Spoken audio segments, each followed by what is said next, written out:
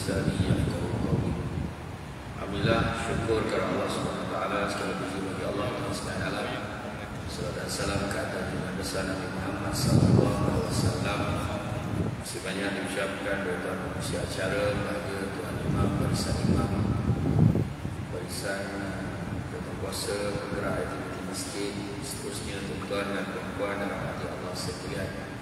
Hari ini syukur sangat-sangat kepada kita bersama-sama dalam majlis ilmu yang mana Nabi sebut barang siapa yang mengikuti jalan-jalan ke majlis ilmu, maka Allah akan menganugerahkan kepadanya jalan-jalan ke syurga. Amin.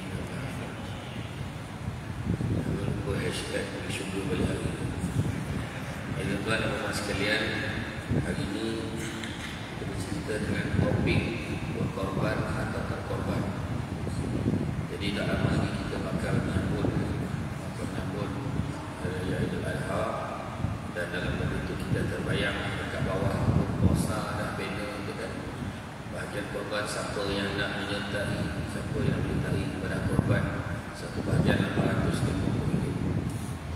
Dan boleh masuk, ada yang masuk bayar secara berdikit-dikit daripada awal tahun dia dah start bayar dah sikit-sikit sebab dia tak nak ketinggalan. Dan satu perkara yang paling ajaibnya, ada orang tu setiap tahun masuk, nama yang sama masih ada setiap tahun join, walaupun ada ahli keluarga seorang ada pun mesti keluarga mesti join. Ada sebab apa? Sebab dia dah mula keluarga tu ataupun orang mesti dah mula rasa kelebihan bila berinfak di jalan Allah ni, termasuklah menyertai ibadah korban. Dan kita tengok hari raya korban ini menjelang kita masuk bulan Zulhijjah ni, berlumba lah kita beribadah. Ada yang berpuasa, dah mula dah dia tak potong kuku, tak potong, tak cukup rambut-rambut yang ada kat badan dia, sebab nak mencapai pahala sunnah kan, pahala sunnah yang Nabi anjurkan kepada kita.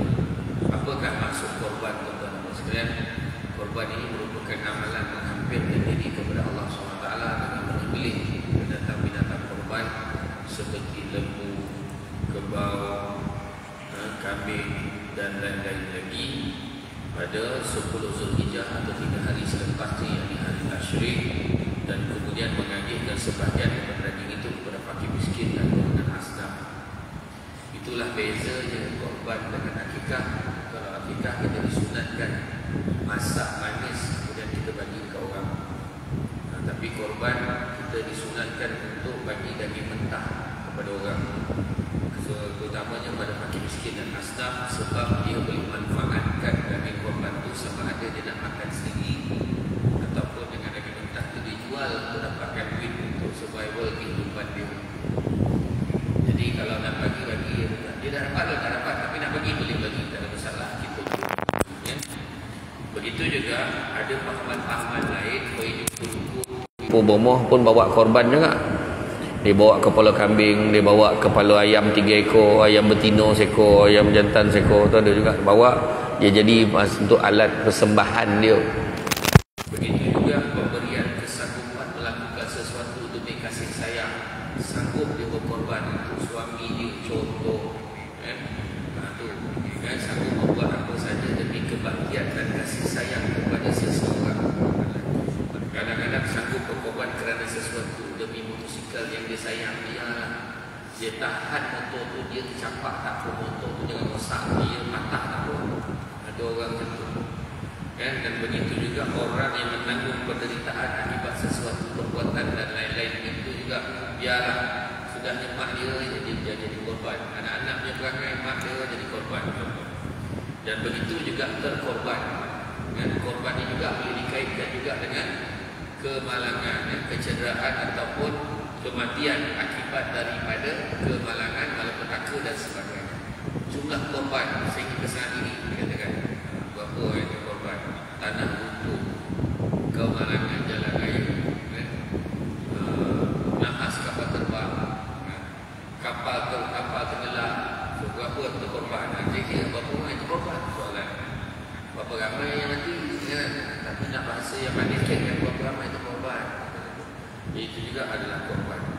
Maka untuk menyelami hakikat pengorbanan, maka kita perlu lihat korban itu sendiri. korban itu sendiri. Kenapa? Sebab korban itu adalah merupakan kata nama. Bila kata hari raya korban, dia jadi kata nama. Hari raya korban, satu nama lah, nama yang disebut-sebut hari korban. Malahan ada orang dia tak beria pun hari raya korban, ada yang tak pergi pun, sampai satu tahap dia tak pergi pun solat sunat Aidiladha tu. Sebab pada dia Aidilfitri tu yang dia nak sambut, Aidiladha tak. Sedangkan itu dua-dua perayaan yang besar dalam Islam. Jadi boleh je. Dia tak pergi, tapi dia tak pergi. Dia tak pergi.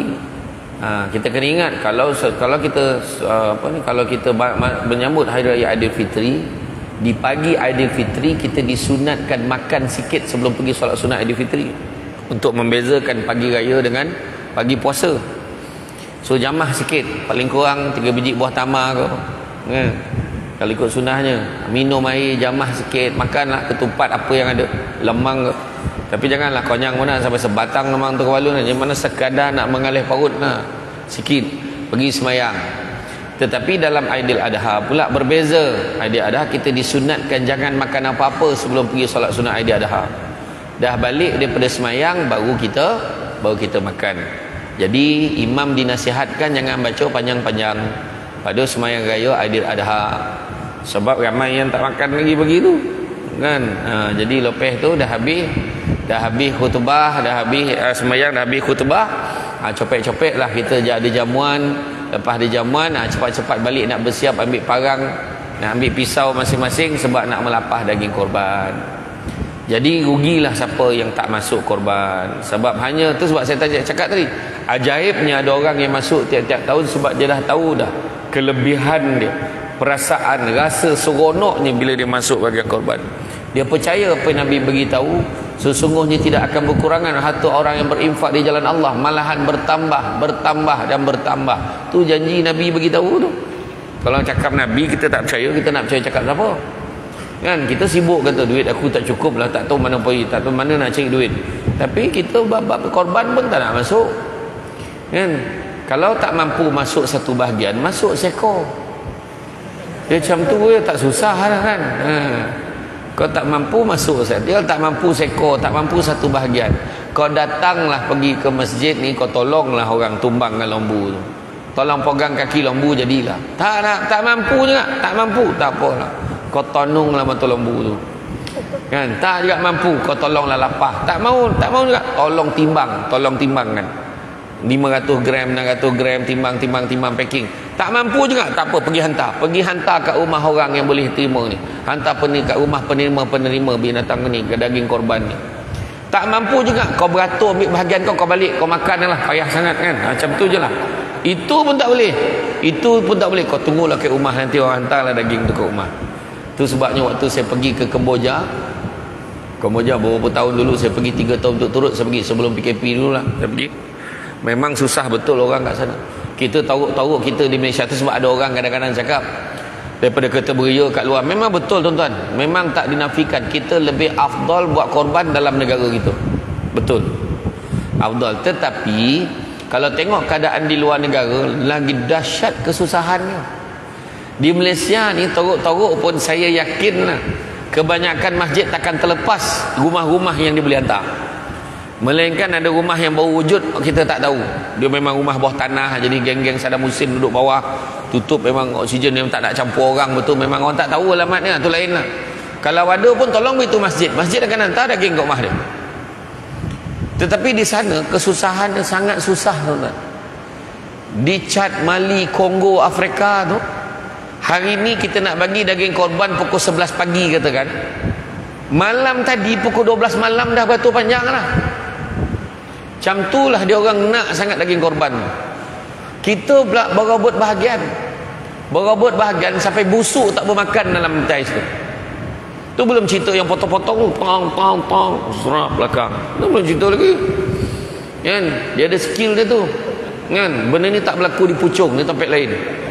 Ya, tu terang cakap. Macam tu kita cover, saya siapkan, tak panggil lagi kan. Jadi makna kata perbuatan tu, hari raya korban tu merupakan kata nama, tapi kita perlu melihat korban tu sebagai kata kerja. Kata kerja yang mana dia tidak hanya sekadar ritual sambutan keagamaan sahaja, tetapi juga memerlukan kepada tindakan dan emosi. Emosi kesian, emosi simpati kepada mereka yang memerlukan. Itu sebab kalau kita tengok pentingnya korban ini sehinggakan membawa kesan kepada emosi dan tenaga. Mana taknya nak menumbangkan kabau dengan lembu tu bukan senang. Bukan senang. Tu boleh cerita lagi orang yang masjid-masjid tertentu tu yang tak mainlah kabau. Tak mainlah lembu, dia unta. Itu kawan tu melawan. Kita orang 5 ekor unta tahun ni. Dekat masjid, saya ceramah kat masjid Sungai Pencala tu 35 ekor.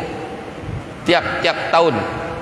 Saya tanya berapa hari? Sehari settle 35 ekor. Hui, saya kata dahsyat betul. Kan? Kita orang lagi lah T-Rex. Mahal pula kan. Dia nak berlawan ni pasal kan. Tak adalah macam tu, melampau kan. Jadi kadang-kadang emosi, kenapa lah emosi pula? Yalah, aku ingat nak masuklah korban berapa satu bahagian sekarang? 850. Mai gila. Kadang-kadang gila nak emosi dia naik. Sebab dia ingat macam dulu aja, mahal betul, gila betul, apa lembu mahal kan. Dia pun tanyalah, satu dunia dia tanya. Dahlah dia masuk tempat lain. Afdalnya kat tempat kita, kalau mampu dua-dua kita masuk lagi bagus. Di Kemboja saya pergi yang saya ceritakan tadi, kita hantar contoh satu kampung tu 100 ekor lembu. Dia dah buat hari pertama, hari kedua, hari ketiga, hari keempat baru kita sampai kat sana sebab kita raya kat sini dulu. Raya ketiga naik flight sampai sana, raya keempat dia sembelih syarat je lagi 5 ekor. Dah 5 ekor tu dia dah sembelih, dia dah lapah-lapah, dah timbang. Kita pun dibawa oleh budak-budak kampung tu naik motor pergi hantar kat rumah dia. Ya Allah, rumah dia buruk betul. Bila dia dapat daging, dia dapat duit sikit, dapat beras kampit, dia peluknya kita, menangis-nangis. Bau dia jangan cakap lah. Memang bau kuek betul tuan-tuan. Entah berapa minggu tak mandi pun tak tahu lah. Tapi ni memang dia susah. Dia kacam kita. Bilik air dia rumah pun tak sempurna. Daripada pintu tu, pintu masjid tu, jarak dia daripada rumah buruk dia tu melintah kena jalan lopak-lopak dengan paya apa semua, sampailah baru sampai dekat jalan ni. Dia nak ambil daging tu. Saya tanya pakcik ni tinggal berapa orang? Dia kata seorang. Bini tak ada ke? Bini kat hospital Phnom Penh. Ni budak tu lah translate. Saya tak berat direct dengan dia. Dia cakap bahasa Khmer kan. Dia duduk dekat hospital Phnom Penh. Dia tak jaga ke? Tak ada duit nak pergi jaga. Dia doa lah kalau hidup dia balik lah, dia kata. Bayangkan tu. Macam tu sekali. Dan bila kita bagi daging tu tuan-tuan orang sekalian, dia peti ais pun tak ada. Peti ais pun tak ada. Apa dia buat? Dia sidai daging tu dekat pagar, dekat tiang-tiang tu nak keringkan. Bila dia nak masak, dia rebus buat sup sampai tinggal tulang. Tulang tu pun berapa kali recycle buat sup. Tu saya kata, kita ni pula kat rumah berebut sampai kan busuk, tahun depan pun ingat lah ni daging apa. Tengah nak bersih-bersih peti je, daging apa? Daging korban tahun lepas. Siap tulis daging korban kau punya, dia tulis. Dia siap tulis kau punya. Kan? Bayangkan tu. Tu saya cerita ni, keadaan dia tak sama. Tapi di Kemboja bukan hanya miskin tu tuan-tuan, ada yang miskin agama pun ada. Dekat sana Melayu Campa tu ada yang cam 5, ada cam 7. Cam 5 tu macam kita semayang 5 kali sehari. Yang cam 7 tu semayang sekali sehari, 7 kali seminggu. Dia pelik sikit. Jadi dia ilmu tak tinggi, kita lah yang kena ajar dia. Kita kena ajar dia. Jadi kata kerja tu, emosi dia, ya Allah kesiannya dia. Patutnya macam tu. Ada emosi, tenaga kita keluarkan. Kita takkan rasa penat dengan orang yang mengerjakan lembu tiap tahun ni. Dia takkan rasa penat, malahan dia rasa puas bila dapat menyelesaikan daging-daging korban tu. Kan? Kata kerja ini membawa masuk tindakan dan kemudian dia membawa manfaat dan kemudiannya kepada orang lain. Manfaat pada orang lain, orang yang susah. Kita jangan cakap alah daging je kot, boleh beli je kat luar. Tak sama.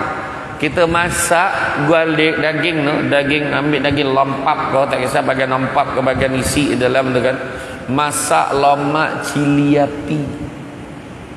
Gulai kau masuk tu bubuh kontang, bersorai. Dia punya wangi dan sedap itu tak sama dengan daging kotak beli kat pasar. Tak sama. Nak lah baru semoleh hari ni masak lain sedap itu. Tu berkat Allah Ta'ala bagi tuan-tuan. Ya. Gulai lomak cili api kabau, lagi sedap. Salah orang perempuan dengan ngado, tak makan kebau. Kau masak kau bau tu, diam-diam jangan cakap tu kau bau. Dah licin ditolan baru cakap. Tadi tu kau bau tu, cakap macam tu. Dia perempuan ni ngadu lebih, tapi sebenarnya dia tak tahu betapa enak dan lazatnya daging kau bau. Ya. Iya, kau pergi bayang muka itu siapa suruh? Memanglah tak lalu, kan? Makan saja. Ya. Namun demikian memahami pengorbanan sebagai kata kerja turut mampu membebaskan korban daripada pengertian sempitnya. Kan, kita kena faham bila kita memahami dalam konteks yang sempit, kita kata korban itu sekadar nama sahaja. Alah, biasalah raya haji dekat sini tak meriah, kat Kelantan Terengganu je meriah. Ada orang cakap macam tu. Bila kita cakap macam tu, itulah makna terkorbanlah pahala kita. Terkorbanlah kesilap tanggapan kita tu menyebabkan terkorbanlah kita daripada mendapat manfaat daripadanya. Kan? Relax je. Orang lain puasa ni dia tak rasa apa pun tak puasa. Kan? Orang lain masuk korban ni dia tak rasa apa. Kau masuklah, aku nantilah lain kali. Jangan lupa Nabi bagi tahu apa? Barang siapa yang diberi kelapangan, mempunyai kemampuan untuk melaksanakan ibadah korban, tetapi dia tidak melakukannya, maka usahlah dia bersolat di tempat solat kami. Itu Nabi sebut. Saya tak mampulah Ustaz. Astro full package. Tiap-tiap bulan kau bayar 200, 300. Macam mana kau cakap kau tak mampu? Kau top up setiap minggu internet kau. Macam nak mati, nak canggih babi dah tak ada internet. Kan? Mampulah. WhatsApp masuk kata. Kan? Tapi dengan Allah Taala kita berkira. Kita tak sedar. Benda lain kau boleh tukar sport rim tiap-tiap bulan tukar. Kan? Kejap-kejap touch-upnya, kedai aksesori tukarnya. Jumlahkan tengok berapa. Lagi banyak daripada satu bahagian korban yang kita boleh masuk tapi kita tak nak masuk. Benda ni berlaku di tempat lain, bukan di Puchong. Ya, jangan terasa relax, bawa tak tahu macam bukan aku tu, macam tu ya, macam tu. Masuk tuan-tuan. Masuk, jangan kita tak masuk. Dalam surah Al-Kautsar apa Nabi beritahu? Apa Allah Taala beritahu?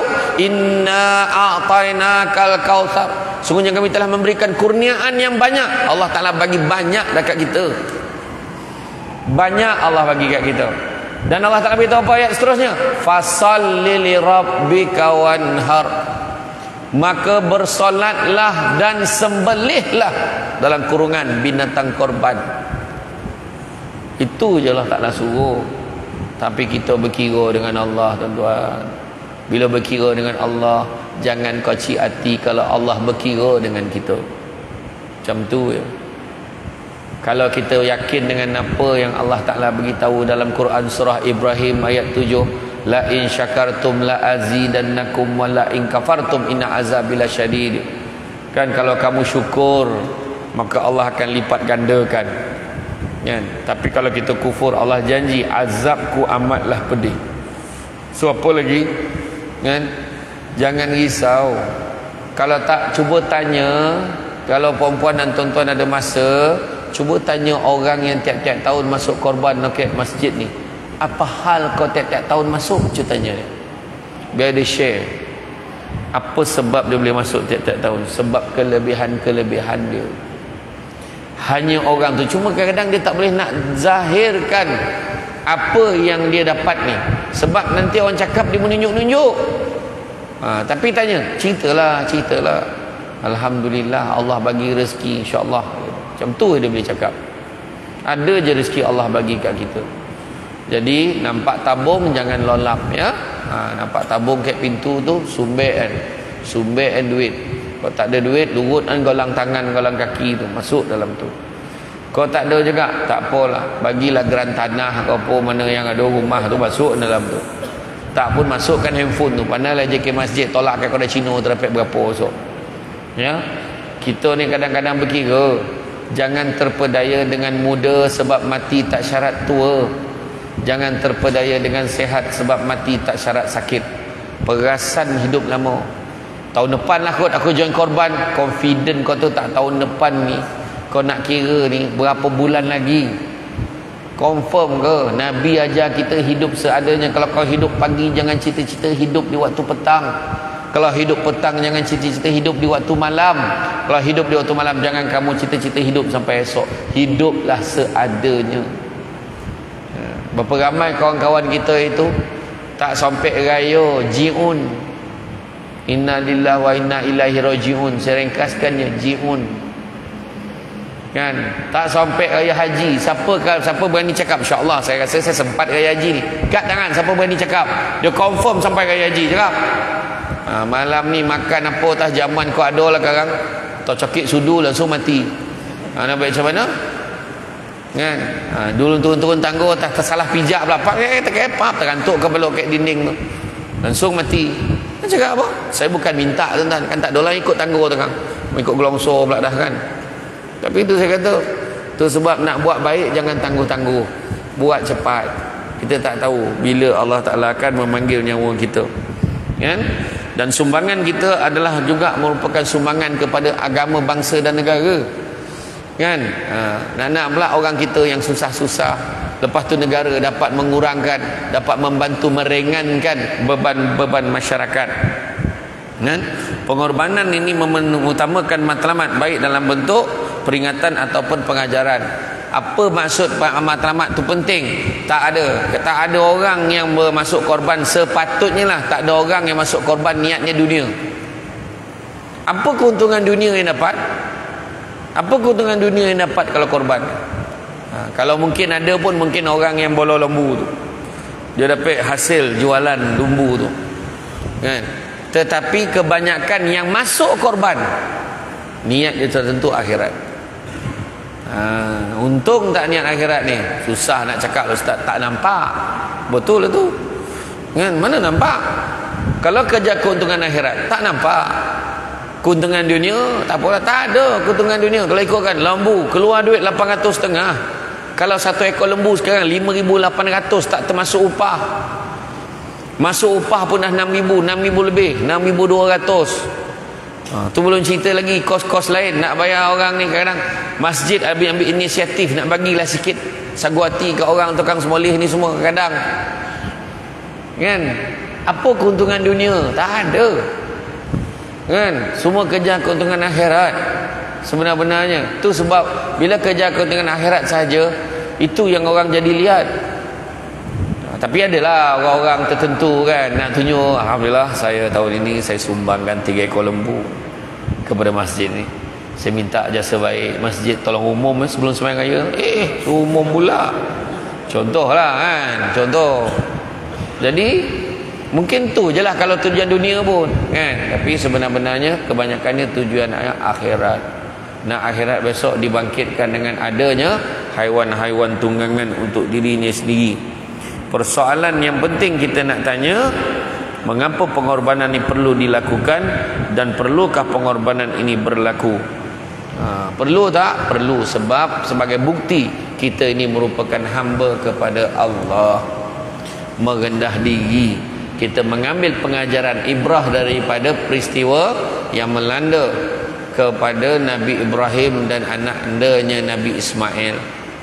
Waktu Nabi Ibrahim dapat mimpi untuk sembelih anaknya, itu bukanlah satu perkara yang mudah. Kenapa bukan satu perkara yang mudah? Kenapa? Jangan risau, penceramah kalau tanya dia jawab balik semula. Jangan risau. Kenapa susah? Saya teringat saya ceramah kat masjid Kuala Pilah. Saya tanya masa ceramah maulud, makcik selawat apa makcik? Makcik selawat apa? Menyaut makcik tu. Nak ceramah lah, tanya pula gitu.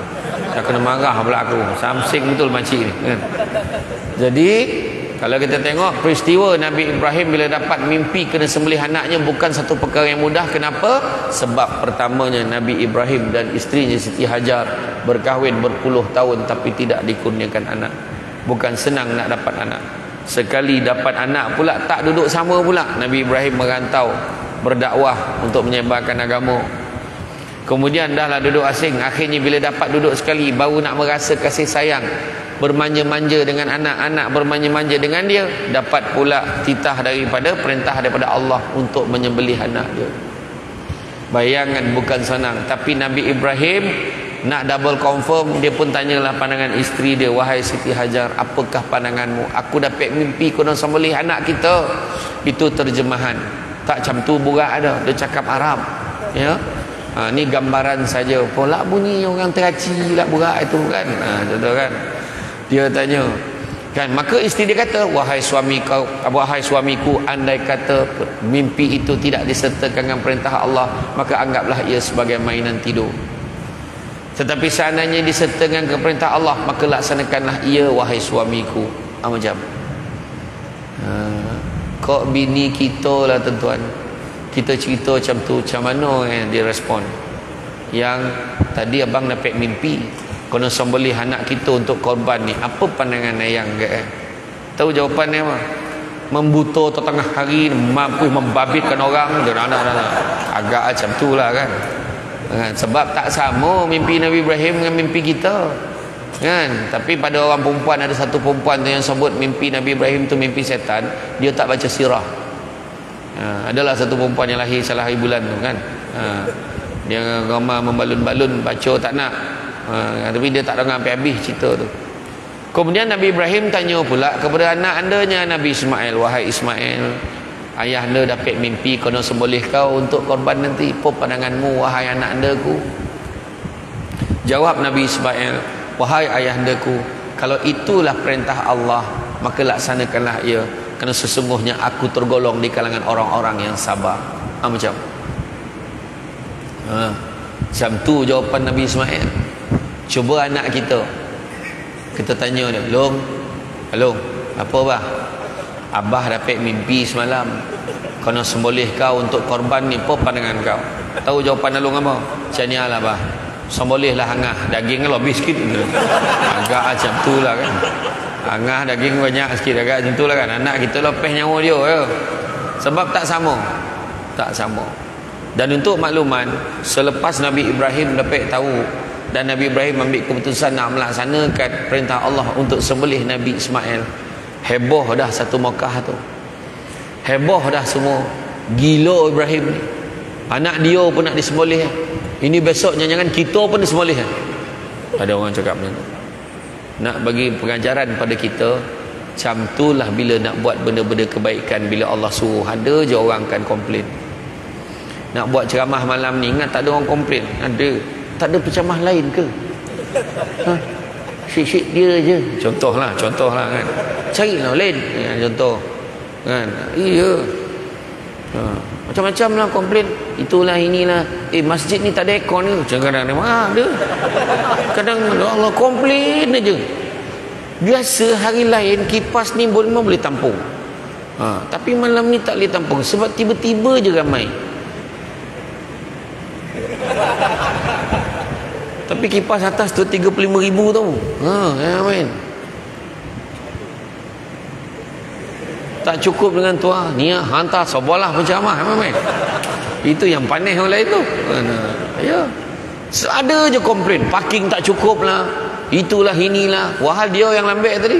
Nak masuk nasi duduk belakang. Apa tak ada lepak kat kadang. Apa nama kadang depan? Selera apa nama? Alah, kau ada topi bawah tu lah. Corner apa? Corner macam tu lah. Di tepi tu kan. Bantai melepak situ, lambat naik kan. Contoh kan. Jangan komplain. Memang biasa.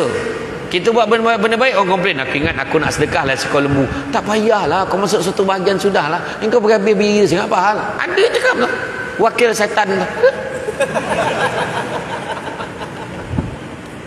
Nialah orang tu nak sumbang, patutnya kau ikut. Seronoknya tengok kau macam tu kan. Iya kan, itu biasa. Tapi Nabi Ibrahim dengan Nabi Ismail, tengok Nabi Ismail punya tabah ni.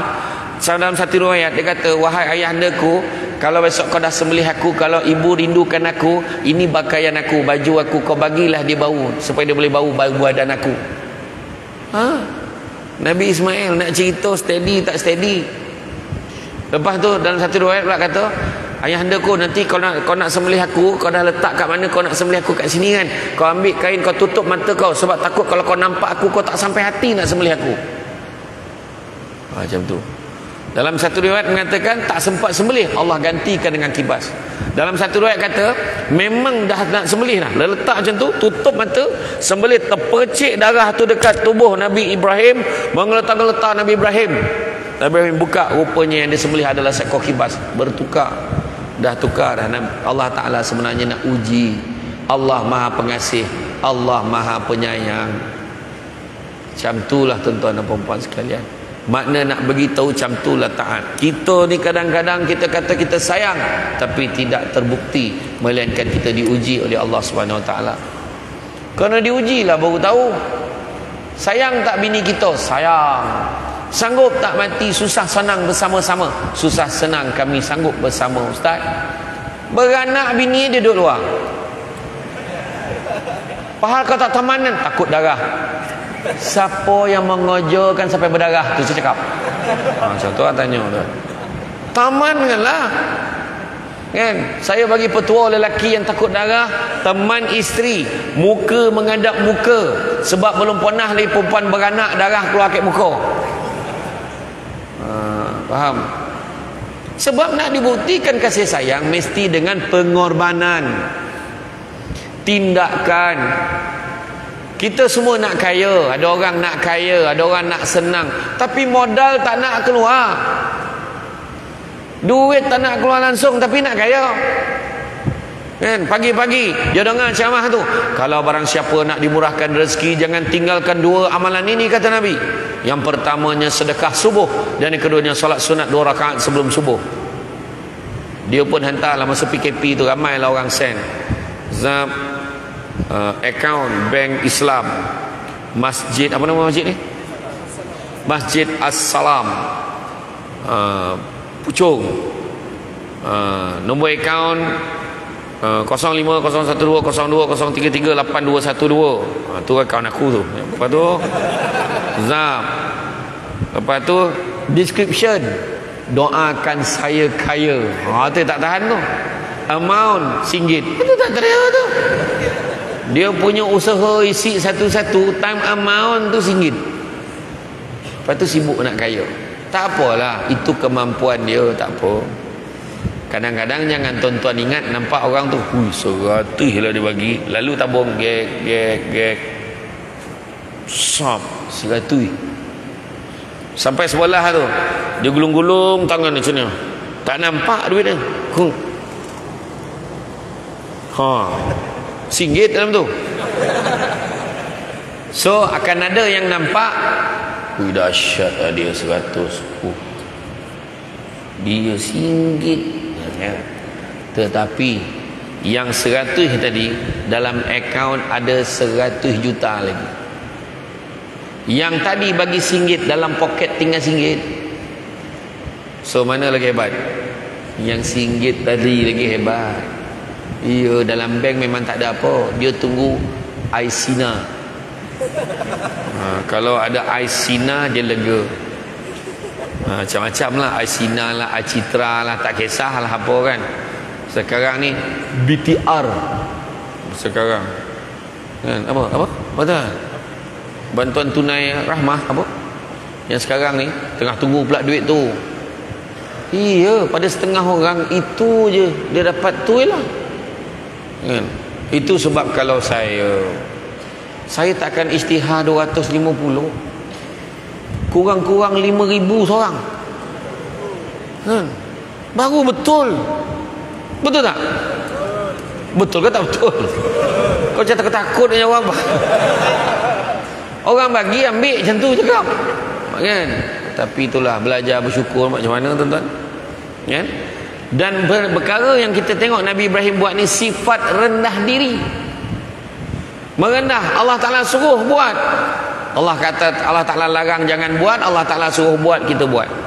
Tetapi masalahnya kadang-kadang yang menyebabkan terkorbannya pahala korban, pertama sikap ego, berlawan-lawan. Tak mainlah lembu, kita orang Kobau.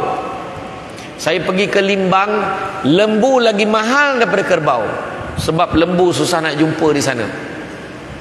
Kerbau yang senang jumpa. Sampai kan kat Roundabout tu ada seekor kerbau, replika kerbau letak, ada banyak kerbau sana berbanding lembu. Nampak tak?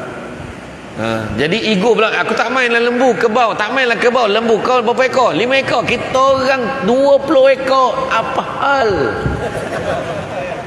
Yang seorang tu unta. Kita unta terbaik daripada Arab Saudi tau, naik kapal terbang MAS. Iyo kau, dia duduk business class. Biar betul. Dah tak ada pula orang unta pula duduk situ, pahal pula. Dia nak berlawan-lawan punya pasal, nak berlawan. So yang tu yang kita tak nak. Minta maaf lah. Kau berapa ekor? Berapa? Tak, masjid berapa ekor? 5 ekor. Okey. Kau masuk berapa ekor? Oh, 1 bahagian. Okey lah, canial lah canial.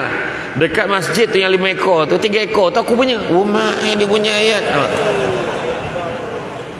Nampak? Habis pahala kita jam tu. Kemudian selain daripada ego pula, ada satu sikap tamak, zerap.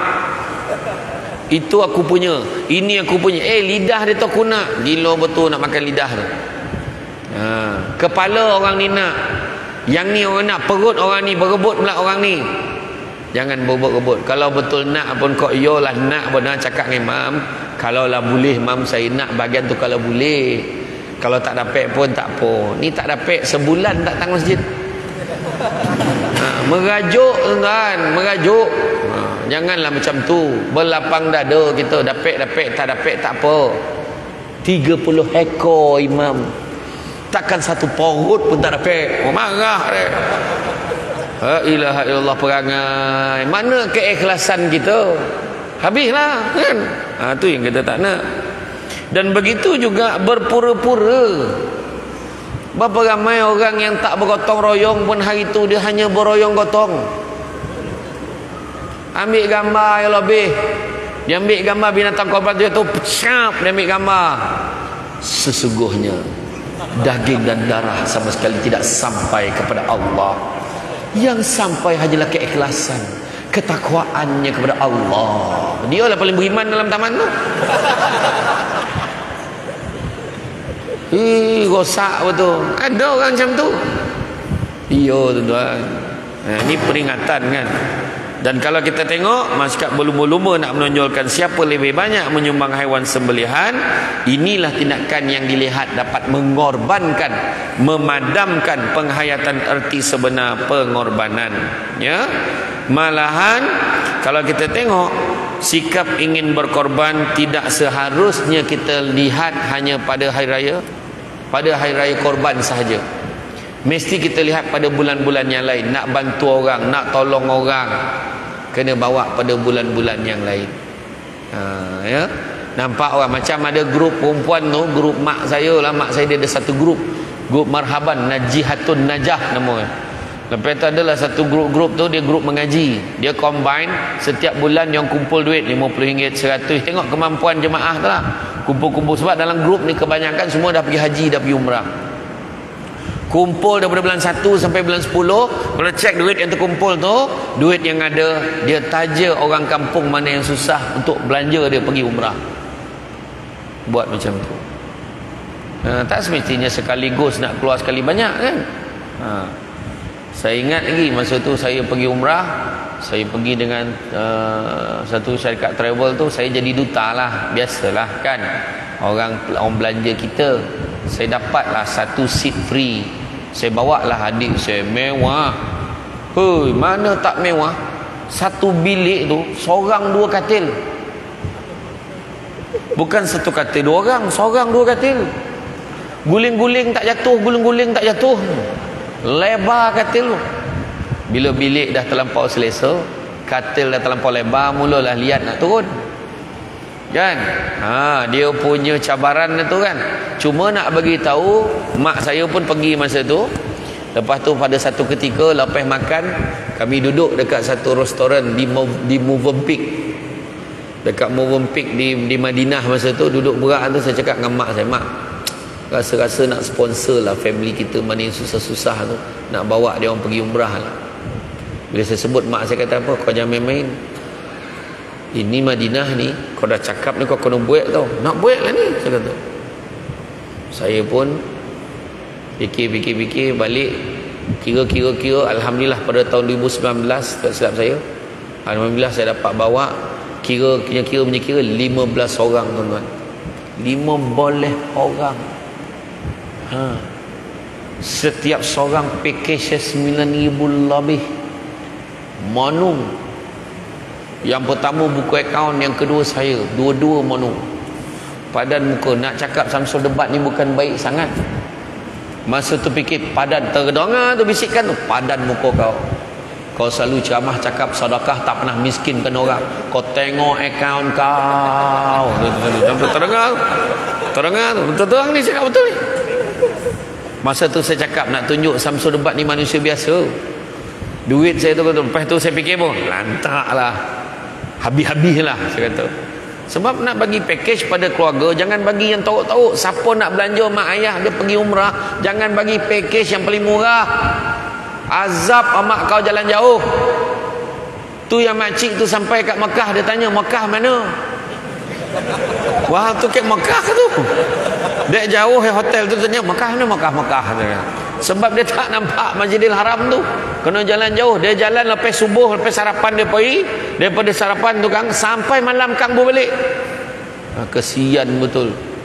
Jadi saya pun masa tu bawa 15 orang tu, terasa Manung tu sampai dekat KLIA, tengok semua keluarga hantar, masing-masing pakai kain ihram apa semua. Saya tengok masa tu separuh daripada perasaan duit habis tadi hilang. Separuh tau, mana separuh ada lagi.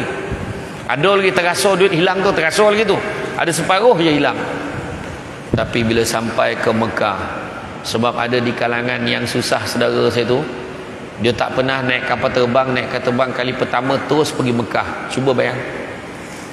Dan bila sampai menitis air mata masing-masing.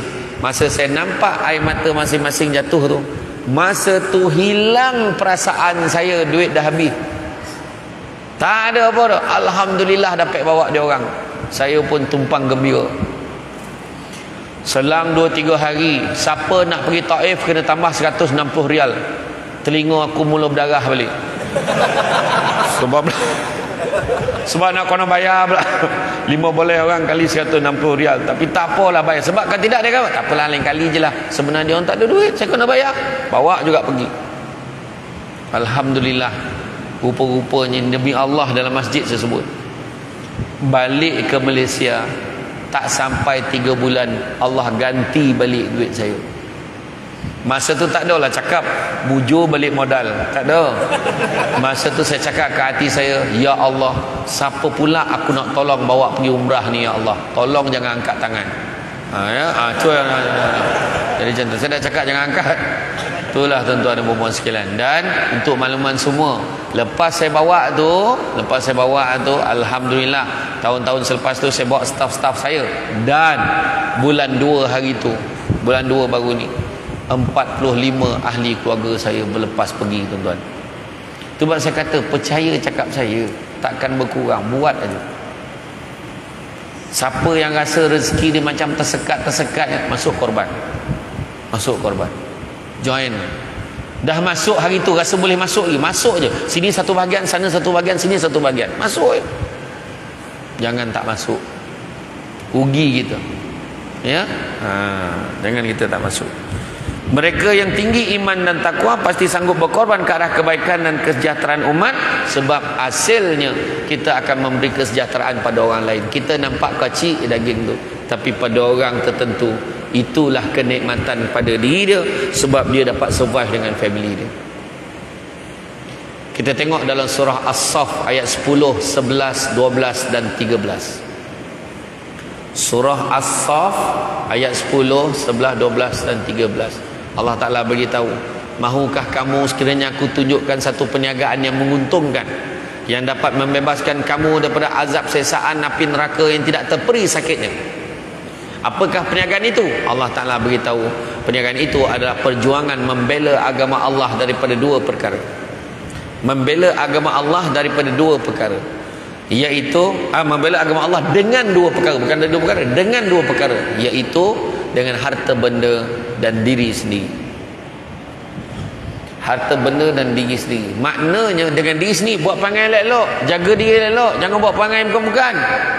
Tapi dengan harta benda maknanya apa? Keluarkan duit kita ke jalan Allah, fi sabilillah, niat kerana Allah. Salah satunya masuk korban, sedekah, tolong orang fakir miskin, tolong, derma kat masjid, sumbangan, bagi.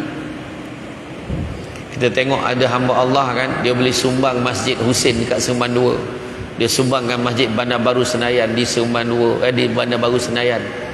Tanah saja, dua-dua tanah tu kat Masjid Husin tu, tanah aja 5 juta. Tanah dekat Masjid Bandar Baru Senayan tu 6 juta, 6.5 juta. Kos pembinaan Masjid Husin Seremban 2 50 juta. Kos pembinaan Masjid Bandar Baru Senayan 100 juta. Dan di Masjid Bandar Baru Senayan, hamba Allah ni siap buat satu petak, bagi tahu kat JK Masjid, kalau dia mati besok situ tanam. Tuan-tuan fikir, saya tak expect lah kita keluar 100 juta kan. 100 ringgit pun kadang-kadang belum tentu ada dalam poket. Tapi kalau ada, bagi. Jangan kita tak sumbang. Percayalah. Sebab Nabi sendiri sebut, Nabi beritahu sesungguhnya bala dan musibah tidak pernah mendahului sedekah. Dalam surah As-Saff tu Allah Ta'ala beritahu tentang apakah keuntungannya. Nak tahu apa keuntungannya? Jangan ke mana-mana. Kita jumpa lagi selepas ini. Macam dalam TV kan. Kita bagi laluan pada azan ya.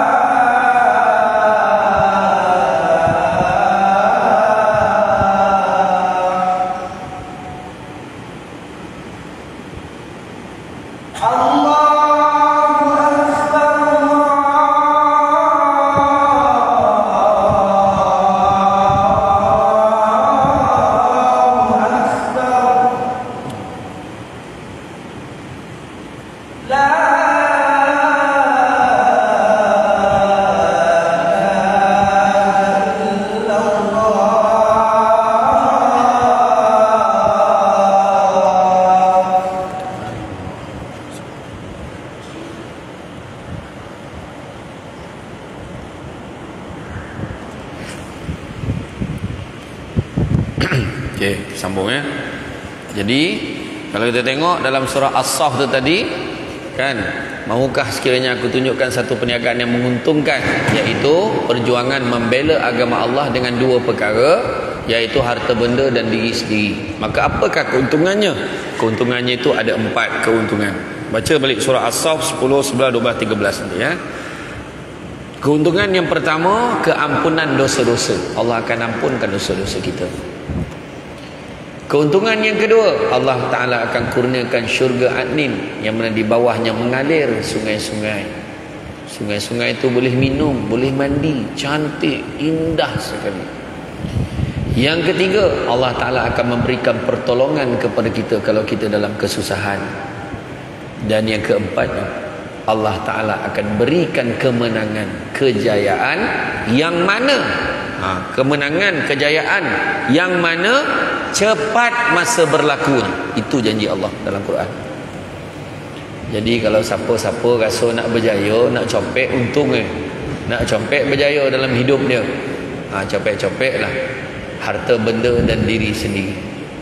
Kadang-kadang kita sayang benar dengan harta kita, kadang-kadang kita terlupa. Akhirnya bila mati kita tak boleh bawa pun. Soleh pun, suleh pun tak boleh bawa masuk dalam kubur. Kan? Suleh faham tak? Suleh seulas. Kau tak faham lah. Kan? Itu sebab Iskandar Zulkarnain dia kata, kalau aku mati nanti jangan lupa. Iskandar Zulkarnain salah seorang dalam sejarah Islam, seorang raja yang paling taat dan soleh. Kan? Dia bagi tahu, kalau aku mati besok jangan lupa buat 3 perkara. Yang pertama, pastikan yang usung jenazah aku nanti terdiri pada tabib-tabib yang handal-handal. Tabib ni bahasa sekarang doktor. Yang kedua, yang usung jenazah aku nanti bila usung aja pastikan taburkan segala harta kekayaan aku sepanjang perjalanan pergi ke kubur. Dan yang ketiga, waktu usung jenazah aku pastikan tangan aku terkulai tu biar orang nampak tangan aku. Maka tentera dia tu pun tanya, kenapa lah macam tu? Kenapa lah kau nak buat macam tu? Yang pertama, aku nak beritahu macam mana hebat pun doktor tu, tabib tu tadi, yang mengusung jenazah tu tadi, dia takkan dapat menghalang kematian daripada berlaku. Yang kedua, kenapa aku taburkan harta kekayaan aku suruh taburkan tu? Kerana kau akan tengok nanti betapa manusia berebut nak ambil harta kekayaan itu tanpa mampu kau berbuat apa-apa. Dan yang ketiga, kenapa biar tangan kau terkulai biar orang nampak tu? Nak bagi tahu macam mana kau lahir dulu tangan kosong, kau mati pun tangan kosong, kau tak bawa apa-apa. Tangannya dah terkulai layu di tasik madu Fawzah Latif. Kenapa tangan terkulai? Tak boleh buat apa dah. Masa dah time, kata budak-budak pucung. Masa dah time, dia kata. Dah tak ada apa yang boleh dilakukan. Dah habis, dah selesai. Assalamualaikum, sadaqallahu lazim. Habis dah cerita kita di dunia. Masa itulah, itu sebab digambarkan, ada ulama menggambarkan bagaimana orang kalau mati tu, dia tersadar dalam kubur tu, dia tengok, apalah lapang kubur aku ni. Dia tak adalah lapang sangat, lapang sikit lah. Salah lapang kubur aku ni, boleh tahan lapang kan? Dia pun tanya. Maka malaikat kata, sebab apa lapang? Sebab dulu masa kau hidup, kau datang Syamah Samsul Debat tu, kau pernah masuk duit RM1 masuk dalam tabung. Masa tu kau habis ikhlas dah tu kau bagi. Masa tu kau tak fikir apa-apa pun, kau bagi botol-botol nak sumbang RM1. RM1 macam ni punya lapang kubur aku dah tu. Kalau aku tahu, tentu aku bagi semua harta yang aku ada. Masa tu sudah terlambat. Itu sebab masa hidup ni lah nak buat, tuan-tuan dan puan-puan sekalian.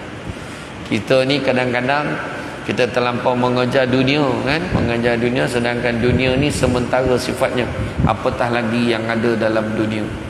Kenapa kita nak berkira sangat dengan Allah Ta'ala? Itu sebab pengorbanan ni jangan tengok daripada aspek ini saja. Selepas daripada Hari Raya Korban, kita masuk dalam kehidupan kita, tengok balik apa pengorbanan yang kita kena buat. Anak kita hantar belajar mengaji, pergi hantar belajar ngaji kat masjid, kena bayar berapa? Kat masjid belajar ngaji berapa bayar? Berapa bayar? Mana ada bayar? Free. Itu kata budi bahasa orang Negeri Sembilan, kata adat banyak kiasan. Ditunjuk dia tetapi bukan. Bergulung pendek, panjang dirontangkan. Memang takkan faham kalau tak direnungkan. Memang tak ada bayaran, tapi kau bayarlah. Kau tak nampak kipas tu? Tak nampak ni semua? Ni aircon pasang, kipas pasang, pintu tingkap buka, sampai ke jalan saja semua bil elektrik semua tinggi tahu. Bagilah sumbangan, berkira dengan Allah. Hantar anak mengaji ke ustaz tu berapa banyak? 100 gilo ustaz tu. Dia kata ustaz tu gilo tu, 100 sebulan pergi Makkah ulang alik kat ustaz tu. La ilaha illallah. Anak tu nak pergi belajar agama, bila pergi belajar kuliah duha, kita kutip duitnya RM50 sebulan seorang. Gila. Orang perempuan marah. Kadang-kadang kita berkira dengan anak kita, kita berkira dengan ilmu agama. Satu hari nanti, kalaulah anak kita rosak akhlak, terjebak dengan perkara-perkara yang dimurkai Allah, bayar 10,000 sebulan pun belum tentu boleh selesai. Itu sebab jangan berkira. Sedekahlah banyak-banyak kalau nak rumah tangga bahagia. Dia kedokut, duit banyak, tapi bini melawannya kau jual. Tengok apa sebab?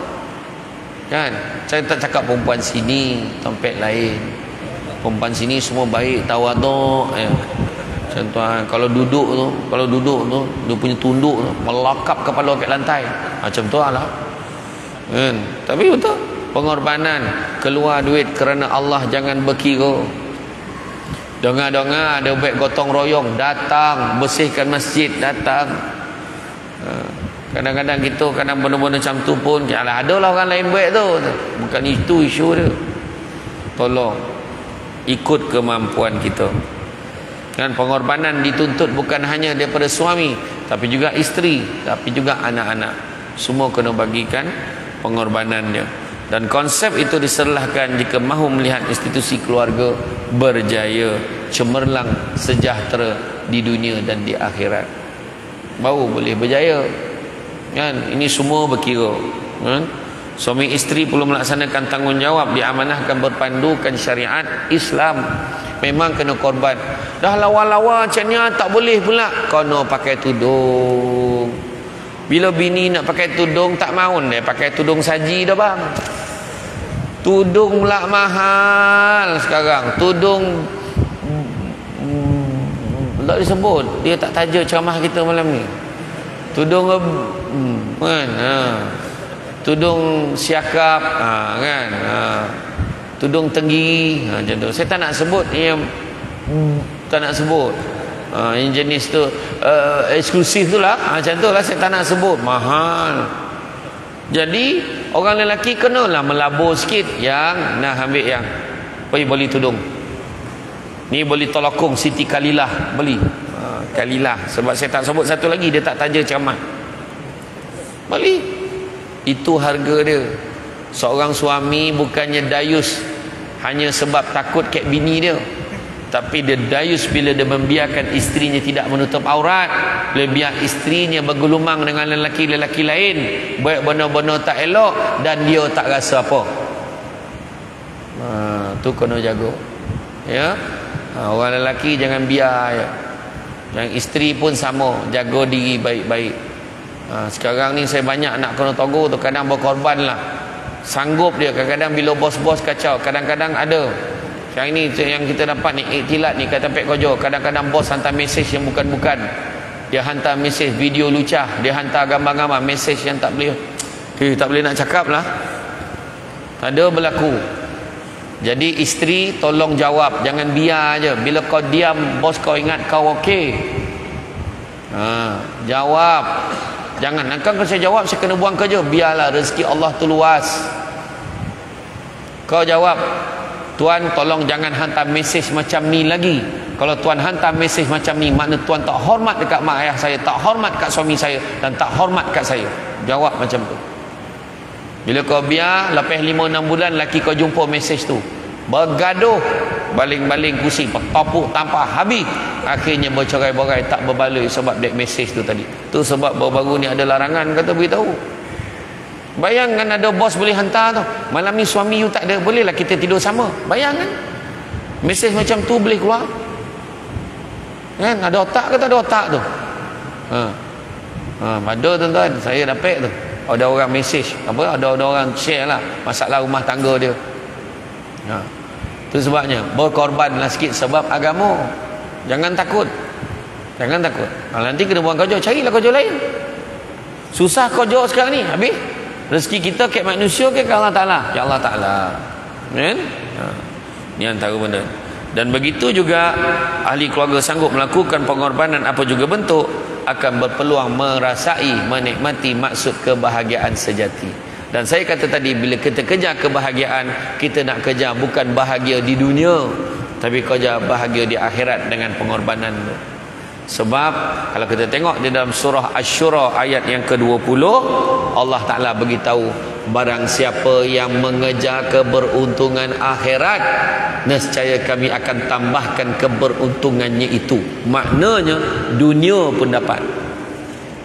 Namun barang siapa yang mengejar keberuntungan dunia, nescaya kami akan berikan sebahagian saja daripada keuntungan dunia itu, dan takkan ada satu bahagian pun untuknya di akhirat kelak. Mana nak kerja akhirat, dunia pun dapat. Tapi kalau kerja dunia dapat sikit, akhirat langsung tak dapat apa. Mana nak? Baiklah kerja akhirat. Jadi datang masjid sebab nak kerja keuntungan akhirat. Datang masjid semayang, dongah kuliah, nak kerja keuntungan akhirat. Datang masjid semayang, lepas tu kita duduk ke tempat yang sama kita semayang, kita tak bangun dongah kuliah, kita akan dapat pahala seolah-olah kita masih lagi bersemayang. Rugilah kita kan tuan-tuan. Jadi apa-apa pun saya doakan, mudah-mudahan dengan usaha yang kita buat, walaupun satu bahagian, walaupun dua bahagian, walaupun seekor, walaupun 3 ekor, mudah-mudahan Allah Ta'ala mengurniakan kebahagiaan dan kegembiraan seluruh jemaah ini di dunia dan di akhirat. Saya doakan semoga diberikan keberkatan dalam apa juga urusan yang kita laksanakan, diberikan kemudahan dalam apa juga yang kita ingin laksanakan, baik diri kita, suami, isteri dan anak-anak dalam urusan seharian, dipermudahkan segala urusan saya doakan. Jadi tuan-tuan dan puan-puan sekalian, saya faham tenungan makrifat itu, saya faham cara dia tenung memandang lama, seolah-olah satu ayat keluar tak berhenti pun, saya faham kan. InsyaAllah lepas ni masing-masing nak sembahyang isyak, apapun siapa yang masih belum menyertai korban, tolonglah join, dongalah cakap saya ni, masuklah satu bahagian pun, ataupun kongsi-kongsilah seorang sikit, nak juga masuk satu bahagian. Boleh tambah lagi tak masjid? Boleh? Boleh. Setakat ni kita dah ada 15 ekor, berapa ekor? 15 ekor. Dalam 15 ekor macam tu. Jadi masuk tahun ni kita pecah rekod 50 ekor. Biar dia monung tekang semoleh tu kan tahun ni. Iya ya. Jadi tuan-tuan dan puan-puan sekalian, rasanya cukuplah sekadar itu. Bak kata orang, cantik dipandang rumah penghulu, kayu tu okey dari papan, alang-alang menuntut ilmu, sebutir pasir kembangkanlah menjadi intan. Budak-budak membawa galah nak menjolok buah berangan, kalau ada silap dan salah dikata tidak, dicaci jangan. Tenang-tenang air di laut, sampan kelok beri ke tanjung, hati terkenang mulut menyebut, dia sebaik pihak masjid menjemput rasa nak junjung. Jadi tuan-tuan dan puan-puan sekalian, sedikit makluman, kalau tuan-tuan dan puan-puan ada masa, nanti di luar sana ada satu meja ajaib, yang mana atas meja tu ada barang, bukan tu diambil tapi untuk dibeli. Jadi jangan main sawuk